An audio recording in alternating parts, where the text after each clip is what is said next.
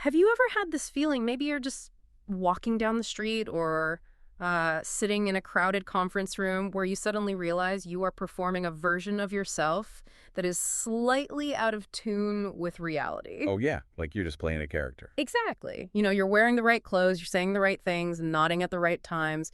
But underneath all of that social armor, you are vibrating at a completely different frequency than everyone else in the room. It's an incredibly isolating sensation, and we usually, well, we brush that off as just a quirk of modern life, like maybe it's burnout or just a fleeting moment of imposter syndrome.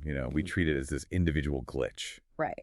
But today, we are taking a deep dive into a stack of sources that completely upends that assumption. The topic is Beyond the Gravity Well, the science of identity erasure. And the reading material for this one is intense. It really is. We are synthesizing some dense ontological essays, some really heavy global policy risk assessments, and a few cutting-edge media theory analyses, mainly drawing from this intellectual publication called Thoughtless Delineation. Yeah, and the cross-pollination of these sources is what drew me in immediately. Because you have international law analysts looking at global population shifts, and their findings are lining up perfectly with deep psychological theories on digital media strategy. It's wild. It really is. It paints a very cohesive, albeit pretty unsettling, picture. So our mission today is to explore this curiosity gap, the gap between the highly visible markers of who you are, like your birth certificate, your job title, your legal name, and the silent, invisible institutional forces that systematically recalibrate your sense of belonging. Right. The stuff happening quietly in the background. Exactly. Let me try an analogy to set the stage. Think about human identity like the operating system on a smartphone. Okay, I'm with you. We are conditioned to view our identity as this static monument. You take the phone out of the box, it has a specific OS, and you assume that system is just permanent. Like a fixed set of historical facts. You're born, you're given a name, you belong to a family, and that is just the bedrock of your reality. But the sources argue that your identity is actually a dynamic field of force. It's constantly being updated, patched, and rewritten by these invisible developers. Right, and in this case, those developers were institutions. So governments, markets, legal frameworks. Yeah, and sometimes those developers decide that your original code is inconvenient, so they just quietly delete it in the background while you're busy using the app. Which introduces this really jarring paradox. The identity transitions that are most lauded by our legal systems, the ones we celebrate socially, are often the most profound acts of epistemic violence. Epistemic violence? Yeah. Wow. And to understand how that deletion happens to you or me on a random Tuesday afternoon, we first have to look at how this erasure operates on a massive global scale. Okay, so we're starting big, because the sources make a sharp distinction between physical survival and something called epistemic survival. Right. So if you look at the 1948 UN Convention on Genocide, specifically Article 2, it provides our foundational legal definition of how a group of people is destroyed. Which is mostly about physical harm, right? Exactly. The authors of our sources point out a crucial limitation here. The convention has this massive physicality bias. It focuses almost exclusively on the destruction of biological bodies. Killing, inflicting physical harm, preventing births. Well, which makes sense as a baseline requirement for human rights. I mean, you have to stop physical violence first. Of course. Yeah. Absolutely. But jumping forward to 2010, the sociologist Boaventura de Sousa Santos articulated a parallel mechanism. He called it epistemicide. Epistemicide. Yes. And epistemicide targets the cognitive map itself. It is the systematic destruction of a group's knowledge systems and their specific ways of knowing the world. So the people survive physically, but the tools they use to understand who they are, where they came from, and how they relate to the earth, all of that is entirely wiped out. Right. And to put some numbers to the scale of this, one of the policy risk assessments we reviewed brings up a staggering projection. They say by the year 2100, 22% of the global population is projected to fall outside the habitable climate niche. 22%. That is a massive chunk of humanity. It is. Now, a professional critique of this source rightly pointed out that projecting a specific climate statistic 75 years into the future requires rigorous, ongoing, peer-reviewed citation. Right. The data is going to shift. Exactly. Right. However, the structural implication of that kind of mass displacement remained incredibly relevant to the theory. Because when millions of people are displaced by a shifting climate, they are facing a double erasure. They lose the geographic anchor of their physical home, but then the institutions that process them as refugees, as migrants, as statistics, Those institutions strip away their hyper-local knowledge systems to assimilate them. Exactly. They lose the internal framework required to define their own existence on their own terms. Okay, let's unpack this for a second, because I want to play skeptic here. Go for it. Is calling it epistemicide too dramatic a word? I mean, losing your cultural history or localized knowledge is tragic, obviously, but comparing it to physical survival, is a loss of a knowledge system really an existential threat on that same level? That is the core of the argument, actually, because if we connect this to the bigger picture, epistemicide is a species-level risk multiplier. When an institution destroys your tools of understanding, you suffer what philosophers call hermeneutical injustice. Hermeneutical injustice. Break that down for us. It means you literally lack the language and the conceptual framework to articulate your own reality. Imagine experiencing a profound trauma or injustice, but the only words available in your society's dictionary were written by the very people who caused the trauma. Oh, wow. So you literally cannot name what is happening to you. Right. And if you cannot name your reality, you cannot defend it. You become a blank slate for the system to write upon, whether that system is an algorithmic feed, a new government, or a corporate structure. So you survive, but you survive as a ghost in someone else's machine. You have no conceptual weapons to fight back. That makes total sense on a macro level. But the essays bring this down from the global destruction of knowledge directly into the individual human psyche, right? They do. They argue this is happening right now, inside the minds of modern citizens. And to illustrate how epistemicide actually feels to an individual, the sources use the adoptee experience as the ultimate microcosm for this 21st century meaning crisis. Yeah, the text introduces this concept called the fifth dimensional split, or the 5D split. Right. And it basically says if you are living within a system of identity erasure, you experience a literal internal bifurcation. You are forced to exist across two conflicting frequencies of reality simultaneously. It's exhausting just thinking about it. Totally. So first, there is the low subsonic signal. The text describes this beautifully as, quote, the steady hum that sits under everything.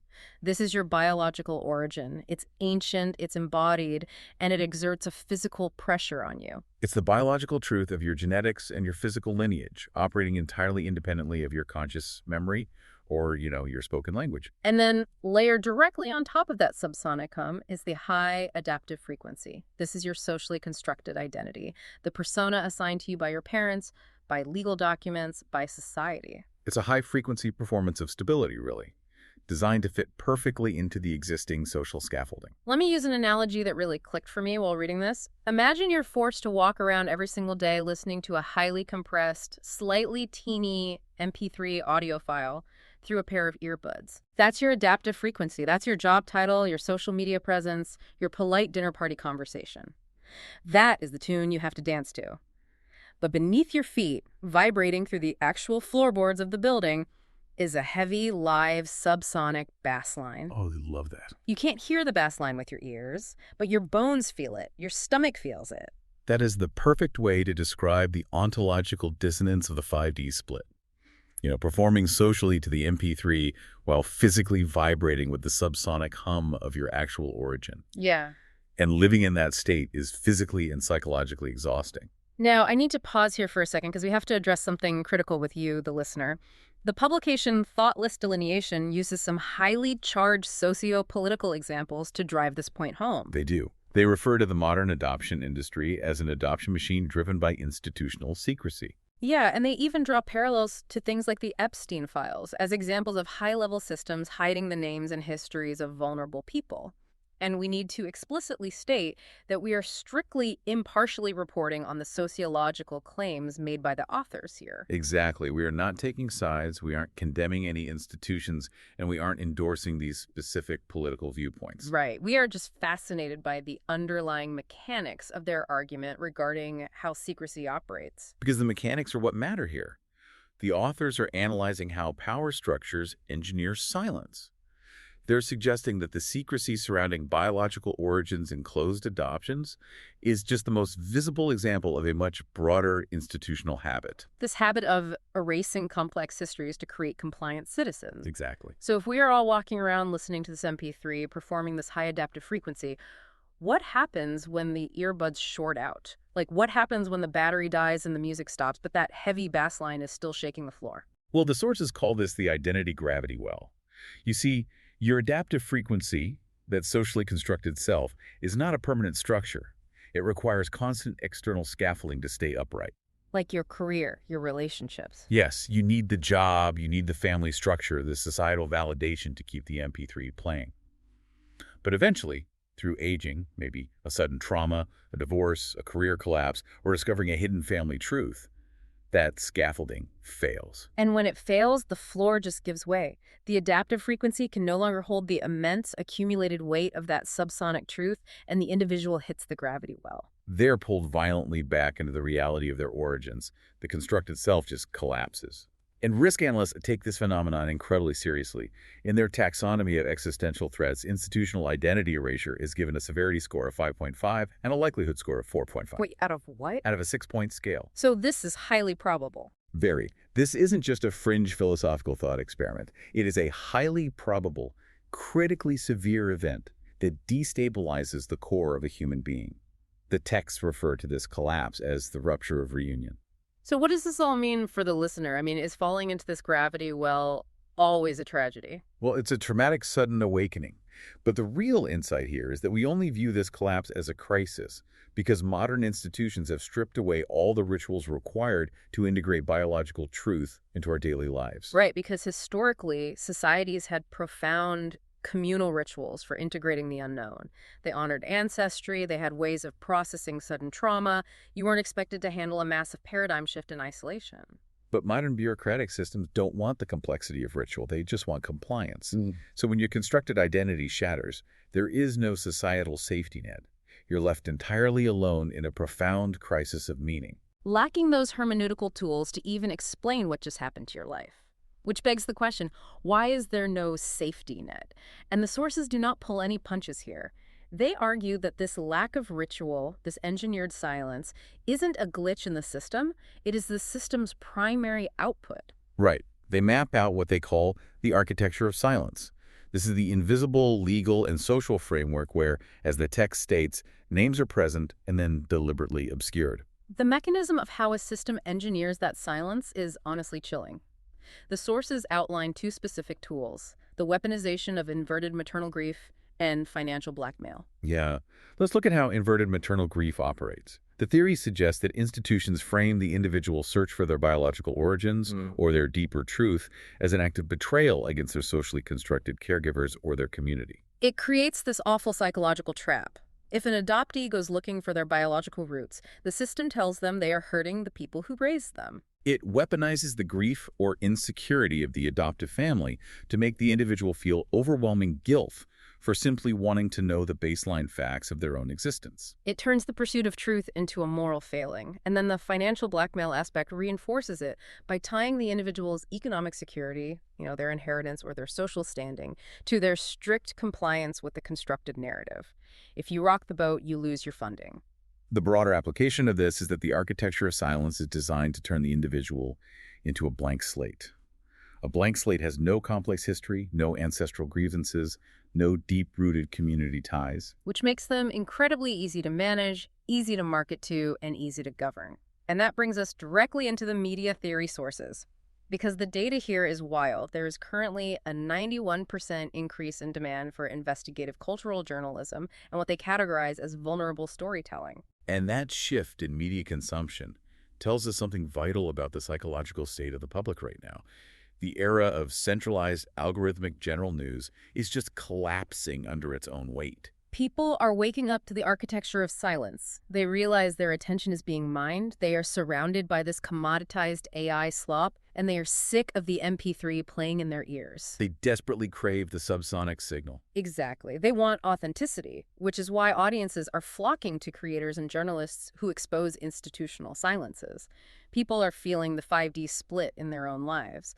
We are all starting to suspect that our identities are just properties of the state or the market. And realizing that your sense of home and self is a manufactured, heavily managed product that forces an individual into a deeply tragic worldview.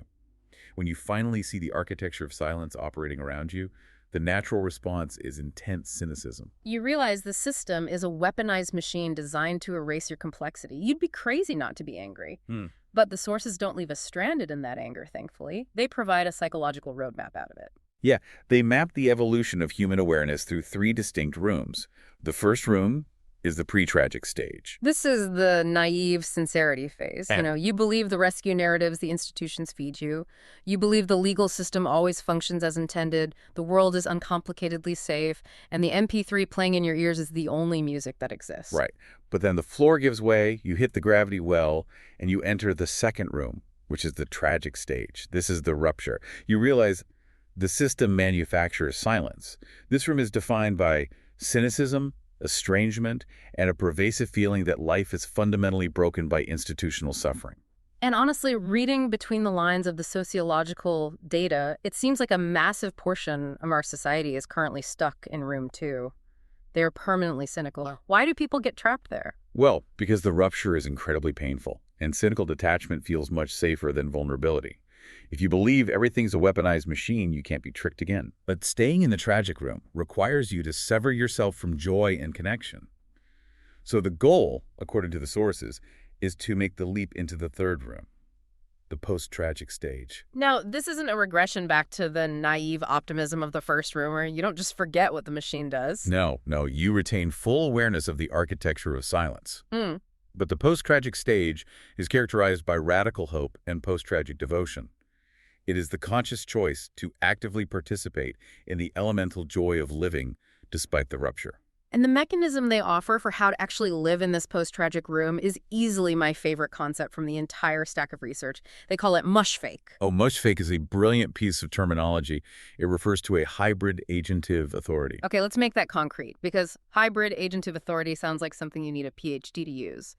Mush fake basically means you stop trying to be the perfect blank slate citizen the system wants, but you also refuse to collapse into a puddle of tragic despair in the woods. Right. You build a self in the spaces of in-betweenness. You learn to use the tools and the language of the system against itself to forge something entirely new. So let me push back a bit. If I'm a mid-level manager or an office worker just trying to survive a corporate job without losing my soul, what does mush faking look like on a Tuesday at 2 p.m.? Like, how do I use this 5D split as a practical superpower? It comes down to cultivating what the authors call the unique self-symphony. In the tragic stage, you view the 5D split as a pathology. You think you're broken because you have these two conflicting signals. Right. The practical application of mush fake is flipping that perspective. You don't quit the corporate job to live like a hermit in the raw subsonic truth, and you don't crush your soul to become the perfect corporate drone. You learn the rare capacity to hold cognitive diversity. You listen to both versions of yourself at once. So you become the DJ. You let the MP3 play because it pays the bills and navigates the social scaffolding, but you tap your foot to the subsonic bass line. You let the biological truth ground you. That is the essence of it. In a world increasingly dominated by algorithmic control and AI-generated reality, reclaiming this internal cognitive diversity is our primary moral imperative. The ability to hold two conflicting truths, your necessary social performance and your undeniable biological reality, gives you a high-fidelity perception of the world. It provides what the policy experts term epistemic security. Yes, you become immune to the simplistic, blank slate narratives the machine tries to feed you because you can constantly feel the bass line that the machine is trying to drown out. It frames the survivor of identity erasure not as a victim of a broken system, but as a pioneer of 21st century consciousness. Man, that is powerful. Let's synthesize the ground we've covered today. We started with the global threat of epistemicide, the invisible crime of destroying how people conceptualize their own reality. Then we zoomed into the individual psyche to explore the 5D split, the exhausting dissonance between our biological truth and our social performance. Right, and we examined how precarious that social performance is and what happens when the scaffolding breaks and we fall into the identity gravity well. We looked at the architecture of silence, those deliberate mechanisms like inverted grief and financial blackmail that institutions use to keep us as manageable blank slates.